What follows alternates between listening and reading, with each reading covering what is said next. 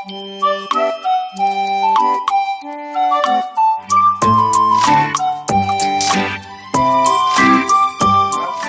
शिक्षण की इस YouTube चैनल में आपका स्वागत है। डियर स्टूडेंट, आज हम सत्व विधि के बारे में पढ़ने जा रहे हैं। डियर स्टूडेंट, ये सत्व विधि क्या है, आइए हम जानते हैं। डियर स्टूडेंट, सत्व विधि जो होता है, ये जो दंते स होता है, हमारा 3 स होते हैं, तालव्य स, मूर्धन्य स, दंते स, है ना। पद में दंते स के जगह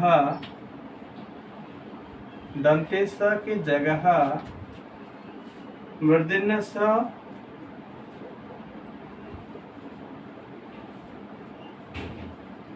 होने को सत्व विधि कहते हैं।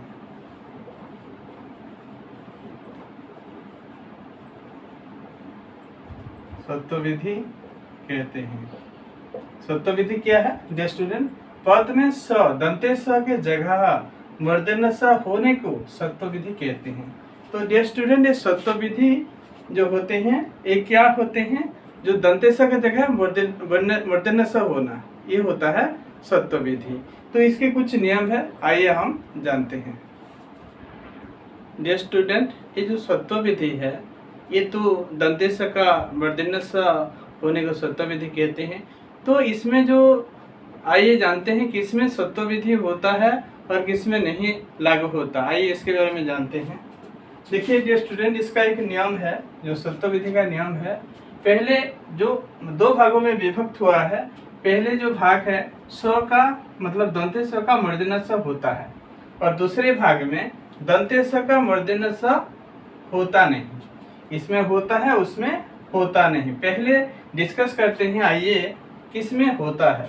देखिए, ई से ओ के बाद मतलब ई से मतलब जैसे स्वर वर्ण हमारा होता है ना, ओ से ओ तक होता है, लेकिन इसमें जो छोटाई से ओ के बाद है ना, छोटाई से ओ के बाद अगर दंते स होता है ना, तो दंते स का मूर्धन्य स हो जाता है कि नहीं? मतलब छोटाई से ओ के बाद है ना, छोटाई से ओ के बाद अगर दंते स रहता है तो दंते स का मूर्धन्य स हो जाता है। मतलब इसमें सत्व विधि लागू होता है। उदाहरण, पुरुष और एक कृषक। देखते हैं पुरुष है ना, इसमें क्यों लागू होता है ना। आइए देखते हैं पुरुष। देखिए इसमें क्या होता है, मतलब ऊ, जैसे हम पू बोलते हैं तो ऊ आता है, तो उसमें हमारा नियम क्या है, ई से ओ तक मतलब ऊ है ना, है कि नहीं? तो इसमें क्या होता है, मतलब जो दंते स नहीं होता, दंते स के जगह क्या हो जाता है, मूर्धन्य स हो जाता है ना। फिर दूसरा क्या है, उदाहरण कृषक है ना, जो ये जो है कृषक री है ना, री मतलब इसमें जो ई से ओ तक इसमें री होता है ना, तो इसके बीच में री आता है। तो कृषक जो हम शब्द है, कृषक क में री आता है ना, तो री मात्रा होने से है ना, मतलब जो दंते स नहीं होता, ये मूर्धन्य स हो जाता है। तो इसमें भी ये लागू होता है। फिर दूसरा इडियट,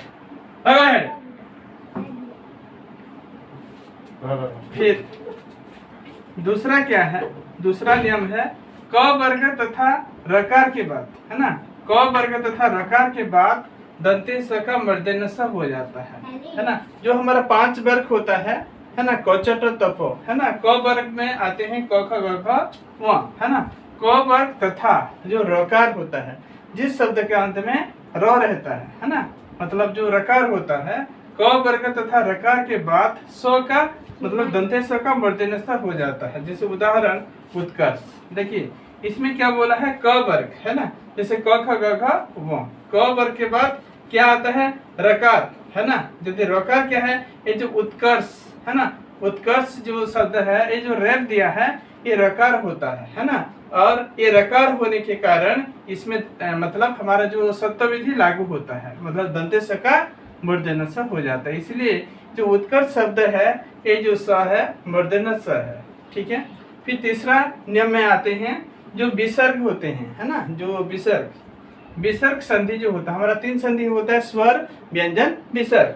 जो विसर्ग संधि जात है ना, विसर्ग संधि जात है ना, विसर्ग संधि, विसर्ग किससे बनता है? 2 चीजों से बनता है, एक र से और एक स से, है ना।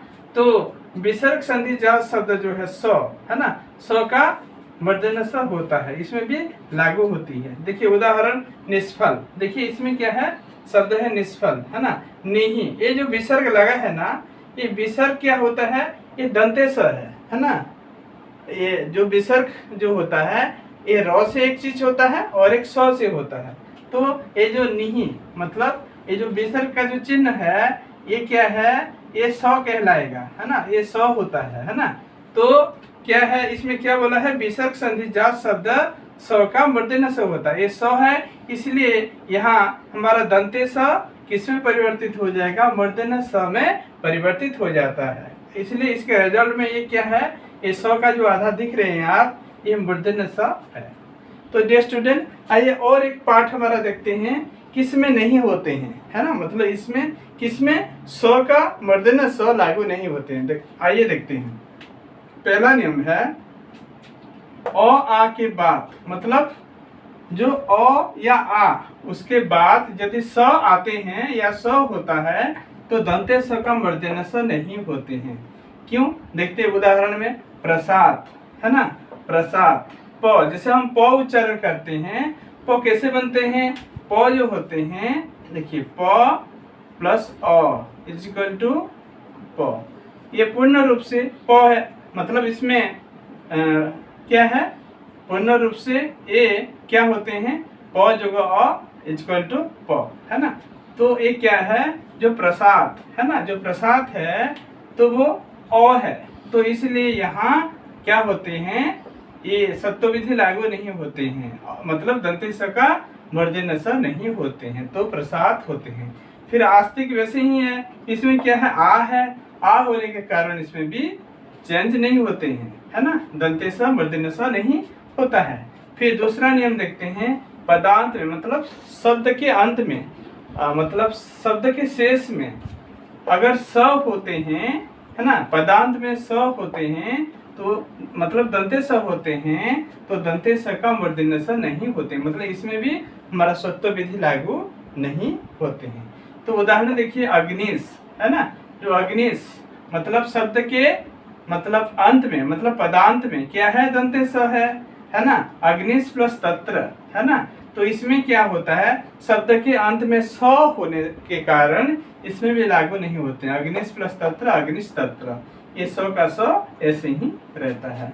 तो डियर स्टूडेंट, ये मतलब सत्व विधि का हमारा नियम है ना, किसमें स का मतलब दंते स का मूर्धन्य स होता है और किसमें दंते स का मूर्धन्य स नहीं होते हैं। तो किसमें लागू होते हैं किस नियम में और किस नियम में लागू नहीं होते हैं, आपको अच्छे से जानकारी मिला होगा।